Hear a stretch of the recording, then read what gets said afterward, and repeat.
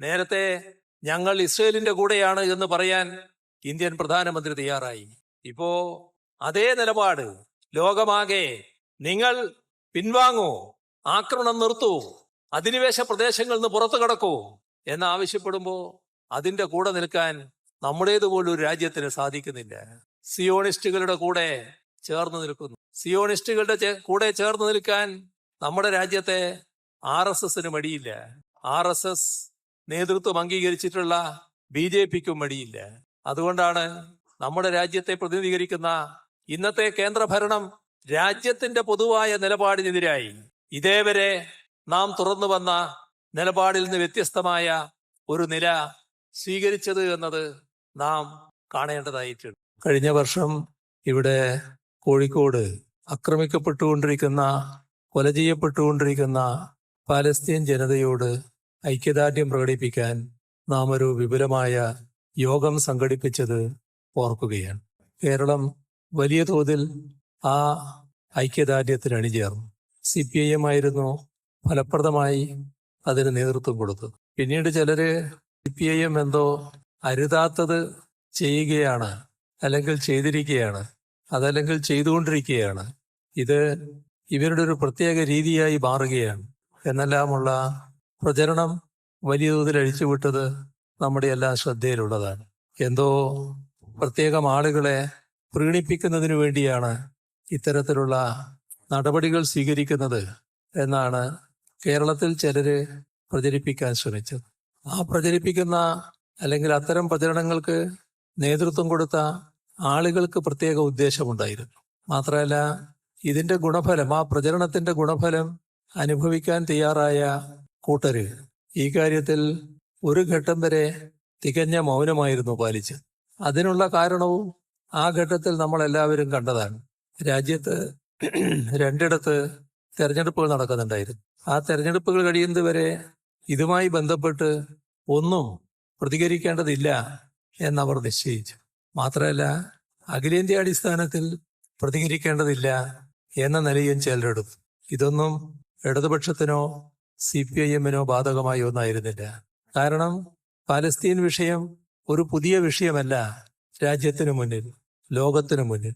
നമ്മുടെ രാജ്യം എക്കാലവും പാലസ്തീനോടൊപ്പമാണ് നിന്നിരുന്നത്. ഹിറ്റ്ലറുടെ അതിക്രൂരമായ ആക്രമണത്തിനും കൂട്ടക്കൊലക്കും ഇരയാകേണ്ടി വന്ന ജൂതവിഭാഗത്തിന് ഒരിടം എന്ന നിലക്കാണ് പാലസ്തീനിൽ ലോകമഹായുദ്ധത്തിന് ശേഷം സ്ഥലം അനുവദിക്കാൻ പൊതുവെ തീരുമാനിക്കുന്നത്. അങ്ങനെ സ്ഥലം കിട്ടിയവര് അവിടെ നിലവിലുണ്ടായിരുന്ന രാജ്യത്തെ ഭരണകർത്താക്കളെയും ഭരണ സംവിധാനത്തെയും എല്ലാം പടിപടിയായി ദുർബലപ്പെടുത്തുന്ന കാഴ്ചയാണ് നമുക്ക് കാണാൻ സാധിച്ചത്. അതിന്റെ ഭാഗമായി ഹിറ്റ്ലറുടെ ആക്രമണത്തിനിരയായി ലോകത്താകെ അഭയാർത്ഥികളായി കഴിയേണ്ടി വന്ന ജൂതവിഭാഗത്തിന് താമസിക്കാൻ ഇടം കൊടുത്തതിന്റെ ഫലമായി രാജ്യവും തങ്ങളുടെ നിലനിൽപ്പും നഷ്ടപ്പെട്ട് അഭയാർത്ഥികളാകേണ്ടി വരുന്ന അവസ്ഥയിലേക്ക് പാലസ്തീനികൾ മാറുന്ന കാഴ്ചയുമുണ്ട്. ആ ഘട്ടത്തിലൊക്കെ കൃത്യമായ നിലപാട് നമ്മുടെ രാജ്യം സ്വീകരിച്ചു.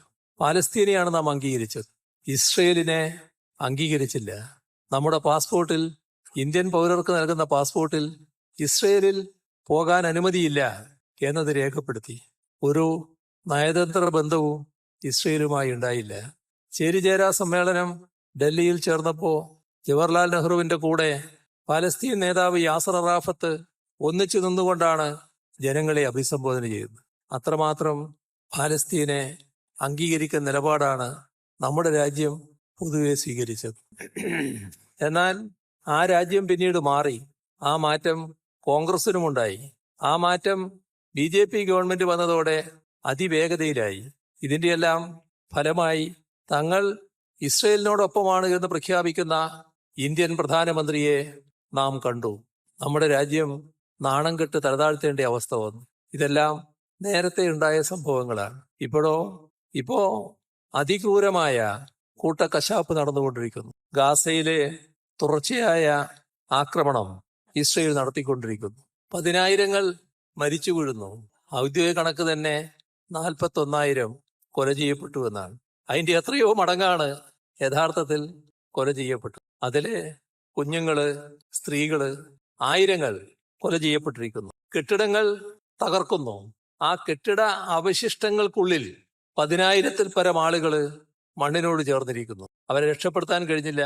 അവർ പൂർണ്ണമായി ജീവൻ വെടിയുന്ന അവസ്ഥ വന്നു. ഈ അതിക്രൂരമായ സംഭവങ്ങൾ ഇസ്രയേലിന്റെ നേതൃത്വത്തിൽ ഹതഭാഗ്യരായ ഒരു ജനതയുടെ നേരെ നടത്തുകയാണ്. ഏറ്റവും കൂടുതൽ സ്ത്രീകളും കുട്ടികളും ജീവൻ വെടിയേണ്ടി വന്ന അവസ്ഥയാണ് ഉണ്ടാകുന്നത്. അവിടെ സ്കൂളുകള്, ആശുപത്രികള് ഇതെല്ലാം ആക്രമിക്കപ്പെടുന്നു.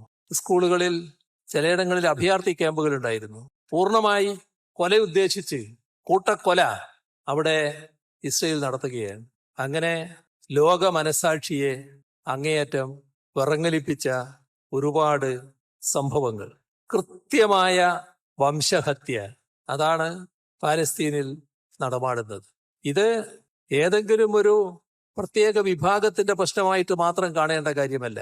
അതുകൊണ്ടാണ് നമ്മുടെ അന്താരാഷ്ട്ര കോടതി ആ കാര്യത്തിൽ ഇടപെട്ടത്. അവർ പറഞ്ഞു, ഇസ്രയേൽ പിന്മാറണം, ഈ ആക്രമണം അവസാനിപ്പിക്കണം, അധിനിവേശ സ്ഥലങ്ങളിൽ നിന്ന് പിന്മാറണം. ആര് കേൾക്കാൻ? ആരും അതിനൊന്നും വില കൽപ്പിക്കുന്നില്ല. കാരണം അമേരിക്കയുടെ പൂർണ്ണ പിന്തുണയുണ്ട്. എന്തു ചെയ്താലും അമേരിക്ക പിന്താങ്ങാൻ തയ്യാറാണ്. അതുകൊണ്ട് തന്നെ എന്തും ചെയ്യാനുള്ള ലൈസൻസായി നെതന്യാഹുവും കൂട്ടരും കണ്ടിരിക്കുകയാണ്. ഇസ്രയേലിൽ പോലും ഇതുപോലെ നീങ്ങിക്കൂടാ എന്ന അഭിപ്രായമുയരുന്നു. ഇസ്രയേലികൾ നല്ലൊരു ഭാഗം ഇത്തരം ആക്രമണങ്ങളെ എതിർക്കുന്ന നില സ്വീകരിക്കുന്നു. ഒരു ഘട്ടത്തിൽ അമേരിക്കൻ പ്രസിഡന്റിന് പോലും വെടിനിർത്താൻ പറയേണ്ടതായി വരുന്നു. പക്ഷേ അംഗീകരിക്കാൻ നെതന്യാഹുവും കൂട്ടരും തയ്യാറല്ല. കാരണം എല്ലാം ഒരു ഒത്തുകളിയാണ്. എല്ലാറ്റിനും അമേരിക്കയുടെ പൂർണ്ണ പിന്തുണയുണ്ട്. ഇപ്പോ എവിടെയെത്തി? ഒരു ലോക യുദ്ധത്തിലേക്ക് കാര്യങ്ങൾ നീക്കാനുള്ള നടപടികൾ നടന്നുകൊണ്ടിരിക്കുന്നു. രാഷ്ട്രങ്ങളുടെ സ്വാതന്ത്ര്യം, പരമാധികാരം അംഗീകരിക്കണ്ടേ? ഒരു രാഷ്ട്രത്തിന് നേരെ ആക്രമണം നടത്തുക എന്നത് പരിഷ്കൃത ലോകത്ത് ചിന്തിക്കാൻ കഴിയുന്ന കാര്യമല്ലല്ലോ. പക്ഷേ ലെബനനിൽ ഹിസ്ബുള്ളയെ തകർക്കാൻ എന്ന പേരിൽ വ്യാപകമായ ആക്രമണം ഇസ്രയേൽ നടത്തുന്നു. അതിന്റെ ഭാഗമായി പേജർ ആക്രമണം ആദ്യം തുടങ്ങി. എത്ര ആസൂത്രിതമായാണ് ആക്രമണം സംഘടിപ്പിച്ചത് നോക്കണം. അവര് പേജറെയാണ് കൂടുതലായിട്ട് ആശ്രയിക്കുന്നത് മനസ്സിലാക്കി അവിടെ വിതരണം ചെയ്യുന്ന പേജറുകളിൽ, അതിന്റെ ഉൽപാദന കേന്ദ്രങ്ങളിൽ വെച്ച് തന്നെ ബോംബ് ഒരുക്കുകയാണ്. മാരകശേഷിയുള്ള സ്ഫോടനത്തിനുള്ള വസ്തുക്കൾ ഈ പേജറിൽ ഒരുക്കുകയാണ്. അങ്ങനെയാണ് ഒരു ദിവസം പെട്ടെന്ന് അനേകം ആളുകൾക്ക് പേജർ സ്ഫോടനത്തിൽ പരിക്കും, പലരും മരണപ്പെടുന്ന അവസ്ഥയും ഉണ്ടായത്. പിന്നെ നാം കേട്ടു അത് വാക്കി ടോക്കിയിലേക്ക് മാറിയെന്ന്. അതിനുശേഷം നേരിട്ട് ആക്രമണം, ബോംബാക്രമണം. എത്രമാത്രം ഭീകരമായ ആക്രമണമാണ് നടക്കുന്നത്. വലിയ കെട്ടിടം, ആ കെട്ടിടത്തിന്റെ അടിയിൽ അണ്ടർഗ്രൗണ്ട് സജ്ജീകരണം ഒരുക്കി അവിടെ ആക്രമണത്തെ ഭയന്ന് താമസിക്കുന്നവർക്ക് അവരെ ലക്ഷ്യമിട്ടുകൊണ്ടുള്ള ബോംബാക്രമണം. കെട്ടിടമാകെ തകരുന്നു. അതിനകത്തുള്ളവരാകെ ഈ ഭൂമിക്കടിയിലുള്ള സങ്കേതത്തിൽ താമസിക്കുന്ന ആളുകളടക്കം കൊല ചെയ്യപ്പെടുന്നു. നീതിപൂർവമായ ഒരു കാര്യം നടന്നു എന്നാണ് ഇസ്രയേലിന്റെ പ്രതികരണം, അമേരിക്കയുടെ പ്രതികരണം. എന്തിനും പിന്തുണ കൊടുക്കാൻ അമേരിക്ക സന്നദ്ധം. അതിന്റെ ലെബനൻ സിറിയ അതിർത്തിയിൽ വലിയ തോതിൽ ബോംബിടുന്നു. ഇപ്പോ യമനിലേക്കും ആക്രമണം വ്യാപിപ്പിക്കുന്നുവെന്ന് കേൾക്കുന്നു. ഇതാണ് ലോകത്ത് സംഭവിച്ചുകൊണ്ടിരിക്കുന്നത്. ഇത്തരമൊരു അവസ്ഥ ലോകം അംഗീകരിക്കുന്നുണ്ടോ? ലോകം അംഗീകരിക്കുന്നില്ല എന്നതാണ് UN ഐക്യരാഷ്ട്രസഭയുടെ ജനറൽ അസംബ്ലി ചർച്ച ചെയ്ത കാര്യം കാണിക്കുന്നത്. ജനറൽ അസംബ്ലി മഹാഭൂരിപക്ഷത്തോടെ ഇസ്രയേലിനെതിരെ പ്രമേയം അംഗീകരിച്ചു. ഇസ്രയേൽ ഈ ആക്രമണം നിർത്തണമെന്ന് ആവശ്യപ്പെട്ടു. അധിനിവേശ പ്രദേശങ്ങളിൽ നിന്ന് പിൻവാങ്ങണം എന്നും ഐക്യരാഷ്ട്രസഭയുടെ ജനറൽ അസംബ്ലി ആവശ്യപ്പെട്ടു. അമേരിക്കയടക്കമുള്ള ഏതാനും ചില രാഷ്ട്രങ്ങൾ മാത്രമാണ് അതിനെ എതിർക്കാനുണ്ടായത്. പക്ഷേ നമ്മെ വേദനിപ്പിക്കുന്ന കാര്യം, നമ്മുടെ രാജ്യം ആ പ്രമേയത്തിന്റെ വോട്ടെടുപ്പിൽ നിന്ന് മാറി നിന്നു, അതിൽ പങ്കെടുക്കാതിരുന്നു. എന്താണത് കാണിക്കുന്നത്? പരമ്പരാഗതമായ നമ്മുടെ നയം, ഇന്ത്യയുടെ നയം, ലോകം ഇന്ത്യയെ ഏറ്റവും കൂടുതൽ അംഗീകരിക്കുന്നതിനിടയാക്കിയ ആ നയം ഉപേക്ഷിച്ചിരിക്കുന്നു. ആർക്കു വേണ്ടി? നേരത്തെ ഞങ്ങൾ ഇസ്രയേലിന്റെ കൂടെയാണ് എന്ന് പറയാൻ ഇന്ത്യൻ പ്രധാനമന്ത്രി തയ്യാറായി. ഇപ്പോ അതേ നിലപാട് ലോകമാകെ, നിങ്ങൾ പിൻവാങ്ങൂ, ആക്രമണം നിർത്തൂ, അധിനിവേശ പ്രദേശങ്ങളിൽ നിന്ന് പുറത്തു കടക്കൂ എന്നാവശ്യപ്പെടുമ്പോൾ അതിന്റെ കൂടെ നിൽക്കാൻ നമ്മുടേതുപോലും ഒരു രാജ്യത്തിന് സാധിക്കുന്നില്ല. സിയോണിസ്റ്റുകളുടെ കൂടെ ചേർന്ന് നിൽക്കുന്നു. സിയോണിസ്റ്റുകളുടെ കൂടെ ചേർന്ന് നിൽക്കാൻ നമ്മുടെ രാജ്യത്തെ RSSന് മടിയില്ല.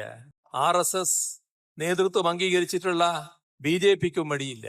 അതുകൊണ്ടാണ് നമ്മുടെ രാജ്യത്തെ പ്രതിനിധീകരിക്കുന്ന ഇന്നത്തെ കേന്ദ്രഭരണം രാജ്യത്തിന്റെ പൊതുവായ നിലപാടിനെതിരായി ഇതേവരെ നാം തുറന്നു വന്ന നിലപാടിൽ നിന്ന് വ്യത്യസ്തമായ ഒരു നില സ്വീകരിച്ചത് എന്നത് നാം കാണേണ്ടതായിട്ടുണ്ട്. ഇത് അതീവ ഗൗരവമായ പ്രശ്നമാണ് എന്നത് നാം ഉൾക്കൊള്ളേണ്ട ഒരു പ്രധാന കാര്യമാണ് എന്നതാണ് ഇവിടെ ചൂണ്ടിക്കാണിക്കാനുള്ളത്. എന്തിനാണ് ഇത്തരത്തിലൊരു നിലപാട് ഇന്ത്യ സ്വീകരിക്കുന്നത്? ഇന്ത്യ പൂർണ്ണമായി അമേരിക്കക്ക് വിധേയമായി പൂർണ്ണ വിധേയത്വത്തിലേക്ക് നീങ്ങിക്കൊണ്ടിരിക്കും. അമേരിക്കയെ പ്രീണിപ്പിക്കുന്നതിന് വേണ്ടിയുള്ള നിലപാടുകൾ എന്തും സ്വീകരിക്കാൻ ഇപ്പോ തയ്യാറാകുന്നു എന്നതാണ് നാം കാണേണ്ടത്. അതിന്റെ ഭാഗമായി ഇത്തരത്തിൽ നമ്മുടെ പഴയ നയം തന്നെ മാറ്റുകയാണ്. ഇത് ഈ കാര്യത്തിൽ മാത്രമല്ല, അമേരിക്കയുള്ള വിധേയത്വം എങ്ങനെയെല്ലാം കൂടിക്കൂടി വരുന്നു എന്നതാണ് അടുത്ത കാലത്തുണ്ടായ ഒരു പ്രത്യേക സംഭവം കാണിക്കുന്നത്. അത് നമ്മുടെ രാജ്യത്തെ യഥാർത്ഥത്തിൽ ഒരു പരിഹാസപാത്രമാക്കുകയാണ് ചെയ്തത്. നമ്മുടെ ഇന്ത്യൻ പ്രധാനമന്ത്രി റഷ്യ സന്ദർശിക്കുന്നു. റഷ്യയുടെ പരമോന്നത സിവിലിയൻ ബഹുമതി ഇന്ത്യൻ പ്രധാനമന്ത്രിക്ക് സമ്മാനിക്കുന്നു. റഷ്യയുടെ പരമോന്നത ബഹുമതി പുടിൻ സമ്മാനിക്കുന്നു. പുടിനെ നമ്മുടെ പ്രധാനമന്ത്രി കെട്ടിപ്പിടിക്കുന്നു. ഇത്രയും നടന്നത് ഒരു പ്രത്യേക ഘട്ടത്തിലായി. ആ ഘട്ടം നാറ്റോവിന്റെ 75ാം വാർഷികം വാഷിംഗ്ടണിൽ വെച്ച് അവര് വലിയ തോതിൽ ആഘോഷിക്കുകയായിരുന്നു. അപ്പൊ ആഘോഷിക്കുന്ന ഘട്ടത്തിലാണ് പുടിനെ മോദി കെട്ടിപ്പിടിക്കുന്നതും മോദിക്ക് പരമോന്നത സിവിലിയൻ ബഹുമതി പുടിൻ സമ്മാനിക്കുന്നതും. അത് വല്ലാത്ത അസ്വസ്ഥത അമേരിക്കക്ക് ഉണ്ടാക്കി. അമേരിക്കയുടെ വിവിധ തലങ്ങളിലുള്ള പ്രതിനിധികൾ അങ്ങേയറ്റം അസഹിഷ്ണുതയോടെയുള്ള പ്രതികരണങ്ങൾ നടത്തി. ഒരു രാജ്യമെന്ന നിലക്ക്, ഒരു സ്വതന്ത്ര പരമാധികാര റിപ്പബ്ലിക്കായ ഇന്ത്യയുടെ അന്തസ്സിനെ ഹനിക്കും വിധമുള്ള പ്രതികരണങ്ങൾ അവരുടെ ഭാഗത്ത് ഉയർന്നു വന്നു. മാത്രമല്ല, നമ്മുടെ രാജ്യത്തിലെ അമേരിക്കൻ അംബാസഡർ ഉണ്ട്. അതിനോടൊപ്പം ചേർന്നുകൊണ്ട് അദ്ദേഹത്തിന്റെ ഭാഗത്തു നിന്നും അത്യന്തം പ്രകോപനപരമായ പ്രസ്താവനയുണ്ടായി. സാധാരണ നിലക്ക് ഒരു രാജ്യം, ആ രാജ്യത്തിന് നേരെ ഇത്തരത്തിലുള്ള പ്രകോപനപരമായ നിലപാട് വരുമ്പോൾ അതിനെ ചോദ്യം ചെയ്യാൻ തയ്യാറാകും. തങ്ങളുടെ നിലപാട് ഉറപ്പിച്ചു പറയാനുള്ള ബാധ്യത ഏതൊരു രാജ്യത്തിനുമുള്ളതാണ്. പക്ഷേ നമ്മുടെ രാജ്യം അത്തരമൊരു നിലപാട് സ്വീകരിച്ചില്ല.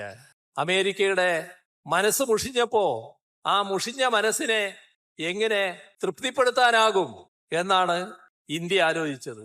അതിന്റെ ഭാഗമായി വേഗം തന്നെ പരിഹാരക്രിയകൾ ആരംഭിച്ചു.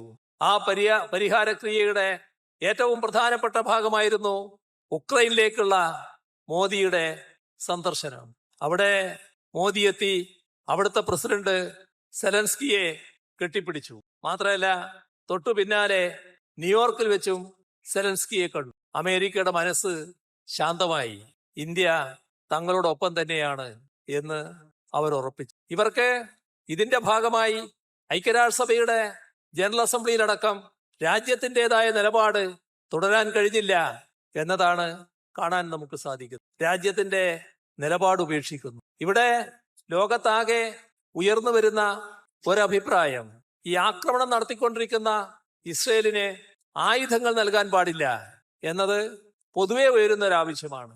നിർഭാഗ്യവശാൽ നമ്മുടെ രാജ്യം ഇസ്രയേലുമായി ഏറ്റവും വലിയ ആയുധ കച്ചവടം നടത്തുന്ന ഒരു രാഷ്ട്രമാണ്. അത് ഇസ്രയേലിന്റെ ഇത്തരത്തിലുള്ള ആക്രമണങ്ങളെ ത്വരിതപ്പെടുത്താനാണ് ഇടയാക്കുന്നത്. അതുകൊണ്ട് തന്നെ ഇവിടുന്ന് പോകുന്ന ആയുധങ്ങൾ, അവരുടെ ഇസ്രയേലിന്റെ ആക്രമണത്തിന് കരുത്തു പകരുന്ന മറ്റ് സംവിധാനങ്ങൾ എല്ലാം സാധാരണഗതിയിൽ ലോകത്താകെ ഉയർന്നു വരുന്ന അഭിപ്രായത്തിന്റെ ഭാഗമായി തന്നെ ഉപേക്ഷിക്കേണ്ടതാണ്. നമ്മുടെ രാജ്യം ആയുധ ഇടപാട് ഇസ്രയേലുമായി നടത്താതിരിക്കണം. ഇസ്രയേലിനെ കൂടുതൽ ആക്രമണം നടത്താനുള്ള സഹായം നമ്മുടെ ഭാഗത്ത് നിന്ന് ചെയ്യാൻ പാടില്ല.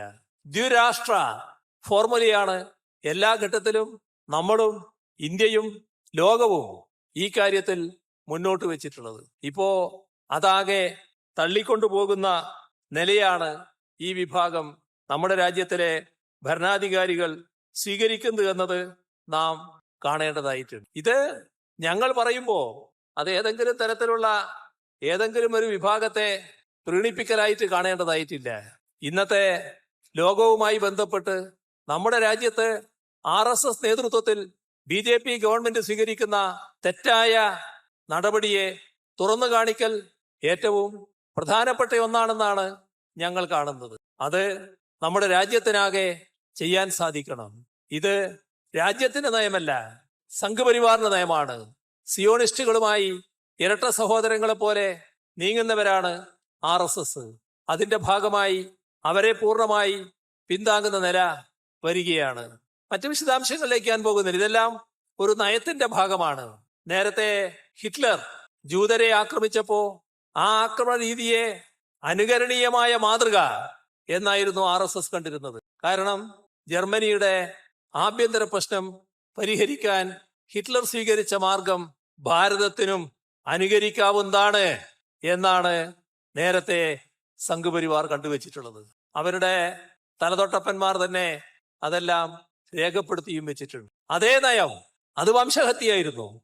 ഇവിടെയും മറ്റൊരു രീതിയിലുള്ള വംശഹത്യ. അന്ന് വംശഹത്യക്കിരയായവരാണ് ഇപ്പോ വംശഹത്യക്ക് നേതൃത്വം കൊടുക്കുന്നത് എന്നത് ചരിത്രത്തിന്റെ ദൗർഭാഗ്യകരമായ ഒരു അവസ്ഥാന്തരമാണ്. അതാണ് നാം കാണേണ്ടത്. അത് സംഭവിച്ചെങ്കിലും RSSന് സംഘപരിവാറിന് ഈ നിലപാടിനോട് പൂർണ്ണ യോജിപ്പാണ്. ആഭ്യന്തര പ്രശ്നം ഇങ്ങനെയാണ് പരിഹരിക്കേണ്ടത് എന്നാണ് അവർ കാണുന്നത്. അതിലൂടെ അവരെന്താണ് ലക്ഷ്യം വെക്കുന്നത് എന്നത് നമുക്കേവർക്കും അറിയാവുന്നതാണ്. ഇപ്പോ അമേരിക്കയുമായി കൂടുതൽ സഹകരിച്ചുകൊണ്ട് ലോകരംഗത്ത് അമേരിക്കയുടെ ഏറ്റവും വലിയ പിണിയാളായി പ്രവർത്തിക്കാനാണ് ഇന്ത്യ ഗവൺമെന്റ് നടപടികൾ സ്വീകരിച്ചു പോകുന്നത്. നമ്മുടെ രാജ്യത്തെ ചില പ്രധാന പ്രതിപക്ഷ കക്ഷികളും അമേരിക്കയിലെത്തി അമേരിക്കയുടെ നിലപാടിനെ പിന്താങ്ങും വിധത്തിൽ ചിലർക്കെതിരെ സംസാരിക്കുന്നതും ഈ ഘട്ടത്തിൽ നാം കാണുന്നുണ്ട്. ഇത്തരം കാര്യങ്ങളിൽ കൃത്യമായ സാമ്രാജ്യത്വ വിരുദ്ധ നിലപാട്, രാജ്യത്തിന്റെ താല്പര്യങ്ങളെ ഹനിക്കുന്ന സാമ്രാജ്യ നിലപാടുകളെ തുറന്നു കാണിക്കുന്ന സമീപനം സ്വീകരിച്ചു പോകാൻ നമുക്ക് കഴിയേണ്ടതായിട്ടുണ്ട്.